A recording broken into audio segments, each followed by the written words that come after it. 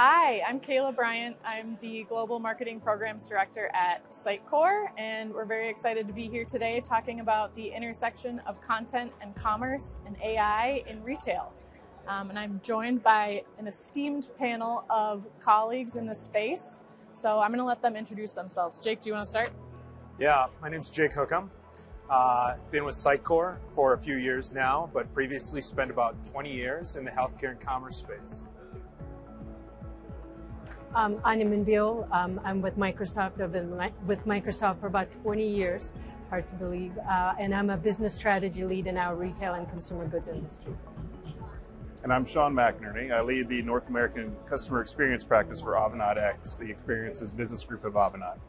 Awesome. And I guess before we dive into the questions, wanted to ask something that's top of mind for you when it comes to content and commerce in retail. Go back to the start. Jake, you want to start? Yeah, I think the changing trust model, I think that a lot of consumers expect. They spend 4 hours plus a day on social channels, and where are they establishing their trust, and how do brands really clamor for that attention? Awesome. And I think for me, when I think about the era of AI, we've been in the digital era for a while, but the era of AI, content is still king, right? Like when you're thinking about what to do with generative AI, how to put it to work for your employees and for your customers, the marketing organization and organization in general is sitting on a gold mine of data, and that's the content that is just primed to be put to work. And I think now, increasingly, the customer is the channel. So you have to get your content to wherever your customer is going to be. And they say like content is king and curation is the new queen. So I need to get that specific piece of content to you, where you want it, where you expect it, without having to have the customer go hunt for it. So that's really where a lot of the focus is how do we help our partners get that right information into the customer's hands at the right time. Awesome. I love that. The customer is the channel. I think we're going to get into that in a little bit.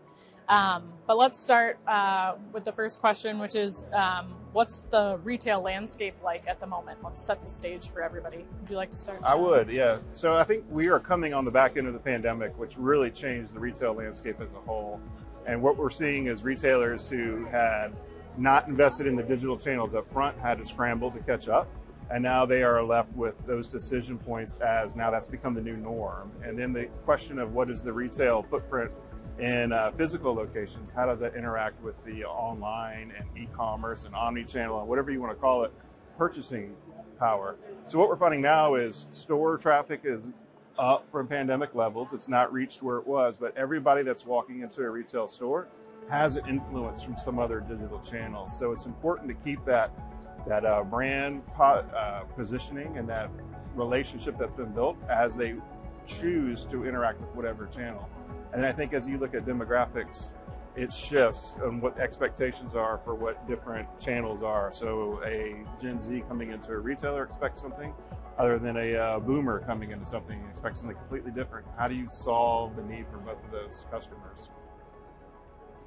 It's such a great point. It really made me think. I think what's also changing, because all of this on the front end is changing, it's never been more important to actually think about this omni-channel experience on the back end.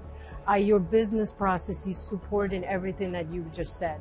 And I think really it's going to rise in importance in making sure, because it's impossible to make a customer your only channel if nothing on the back end, if the business processes are not seamless, if you haven't actually invested in removing the friction in the back end and your business processes.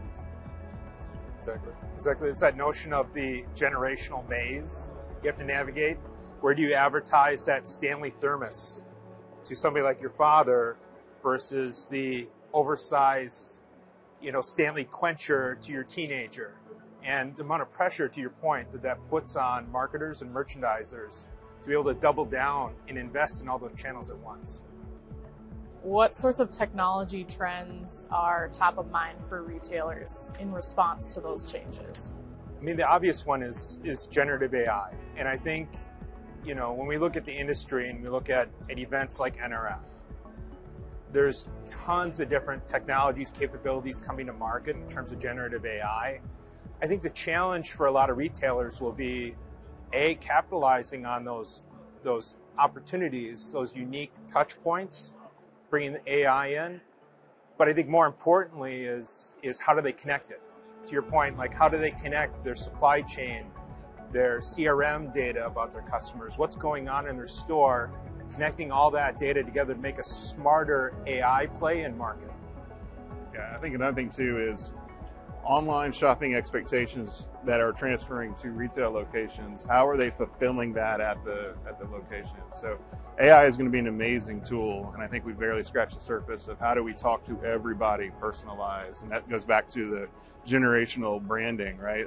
Stanley Cups mean certain things at certain ages depending on what you are, but I think if you think of things like BOPIS and store as a distribution point and all these new things in order to catch up with more advanced fulfillment centers like Amazon has, that's a big challenge that the retailers are going to have. So you're going to think about shipping solutions, supply chain solutions, loyalty, is always a big thing, because now I'm faced with infinite products at the same price point. Why am I going to choose this brand over this brand to fulfill that?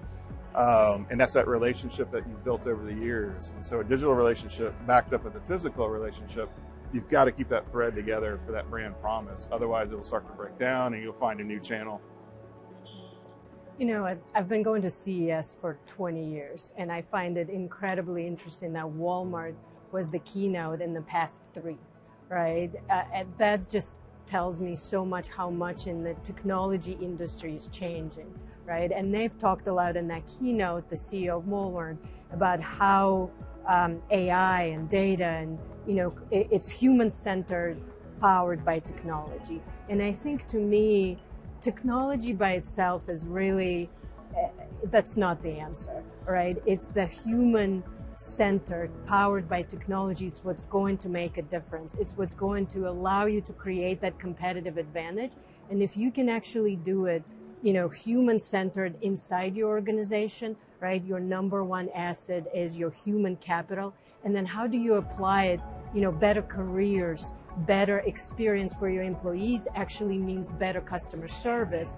And even further, it's the same tech, right? We've talked about how it could be, the more contextual search serves up you search for game day ideas. It serves you a variety of things, but it's the exact same thing. The technology that should be powering their associate in the store when the customer asks them. And today it doesn't as much, because those are different organizations. So a lot of this, when I think about trends and tech, it's actually a lot of it is organizational changes that would need to be made, and the cultural changes of how to make it happen within the organizations.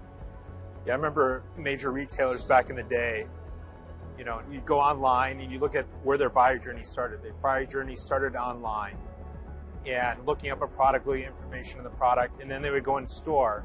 It'd be a completely different experience, and you'd be like, we'll pull up the website. And no, that's different than what we have in store, and consumers just don't tolerate that anymore. Mm-hmm. Yeah, to your point, the customer is the channel.